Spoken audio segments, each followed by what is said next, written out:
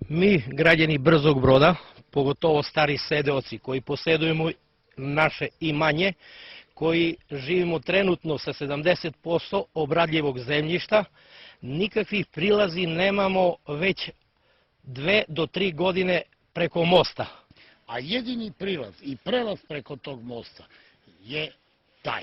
Udarili su nam barikadu tako da nemamo prilaz više da priđemo ni sa frezom, a kamoli sa drugim prilaznim sredstvima. On je više godina nesiguran i to svi znaju dole i po opštinama, mi se tu provlačimo malte neko ko majmune. Evo, to su stavili pre 2 meseca ova inspekcija Niška, ovu ogradu.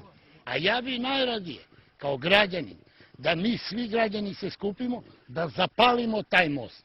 U znak protesta da ga zapalimo, onda možda će da se smiluju gradski oci i poslanici i naši odbornici iz Brzog Broda, ne samo iz Brzog Broda i šire, da nam to obnove.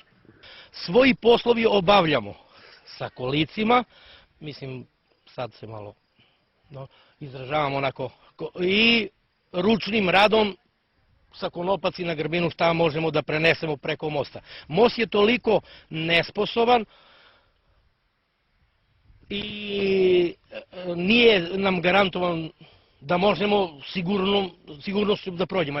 Dok se ne desi da neko izrazito dole padne, od mosta nema popravljanja, nema ništa. Da most ne da će padne, nego on svakog trenutka se očekuje da padne.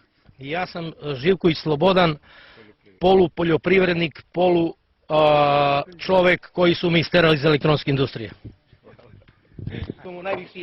Pre izvesnog vremena, kako kažu meštani, dolazili su stručnjaci iz grada i nakon merenja obećali da će most biti rekonstruisan do početka maja.